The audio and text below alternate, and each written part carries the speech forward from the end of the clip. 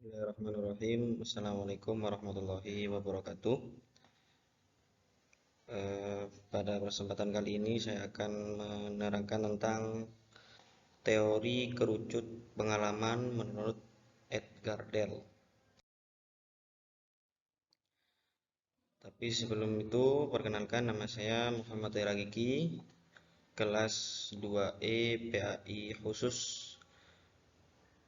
Dan tugas ini sebagai tugas dari mata kuliah media pembelajaran dosen pengampu Dr. Ahmad Ikhwanul Mutakin MPD. Langsung saja ke pokok pembahasan. Satu, pengertian teori kerucut pengalaman dari Edgar Dell. Dan yang dua adalah macam-macam poin dalam segitiga teori kerucut Edgar Dell. Dan yang ketiga adalah pembahasan. Pengertian teori kerucut pengalaman atau lebih dikenal sebagai piramida pengalaman adalah sebuah konsep yang dikembangkan oleh Edgar Dell yang menyatakan bahwa manusia cenderung lebih baik dalam mengingat informasi ketika informasi tersebut disajikan dalam bentuk yang lebih konkret dan berinteraksi secara langsung dengan pengalaman. Piramida ini mengilustrasikan bahwa pengalaman yang melibatkan lebih banyak indera seperti melalui simulasi percakapan atau praktik langsung cenderung memberikan pengalaman yang lebih baik daripada sekedar membaca atau mendengarkan informasi. Dalam teori kerucut Edgar Dell terdapat rumus yang digambarkan berbentuk segitiga. Mulai dari yang paling atas adalah 10%, yaitu membaca. Jadi ketika kita hanya sekedar membaca, maka pengalaman yang kita dapatkan hanya 10%, tidak sampai 100%. Kemudian mendengarkan. Ketika kita mendengarkan sesuatu, kita akan mendapatkan 20% dari pemahaman atau pengalaman. Jadi ketika kita mendengarkan sesuatu, kita akan menyerap 20% dari pemahaman atau pengalaman dari suatu materi.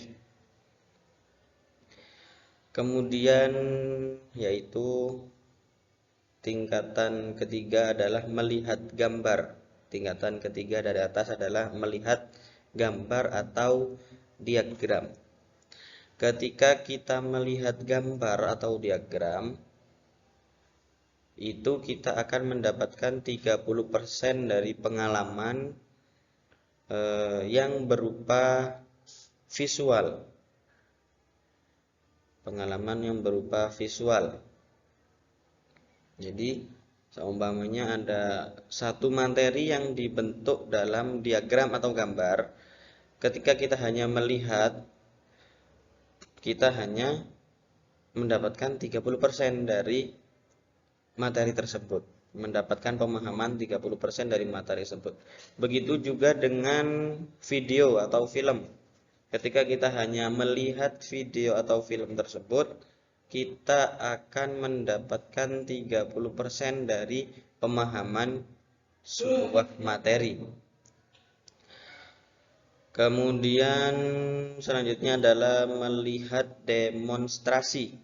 Melihat demonstrasi sama halnya dengan melihat gambar dan diagram atau video film tadi. Kita juga hanya mendapatkan 30% dari pemahaman atau pengalaman dari suatu materi. Kemudian yang selanjutnya adalah terlibat dalam diskusi. Atau kita melakukan sebuah diskusi mengenai sesuatu masalah. Seperti dalam pondok itu biasanya ada bahsul masail. Bahsul masail itu ada diskusi, termasuk diskusi yang membahas tentang satu masalah. Jadi ketika kita diskusi dan memutuskan suatu masalah, kita akan memahami 50% dari pemahaman materi yang kita bahas, atau setengah dari kesempurnaan materi yang kita bahas ketika kita melakukan diskusi. Kemudian kita akan mendapatkan 70% dari pemahaman, 70% pengalaman dari suatu materi ketika kita menyajikan presentasi, ketika kita menyajikan atau mempresentasikan sesuatu, mempresentasikan sesuatu masalah atau sesuatu materi. Jadi ketika kita sudah menyajikan, ketika kita sudah bisa menyajikan atau kita sudah bisa presentasi, maka kita akan mendapatkan 70% dari pemahaman materi tersebut.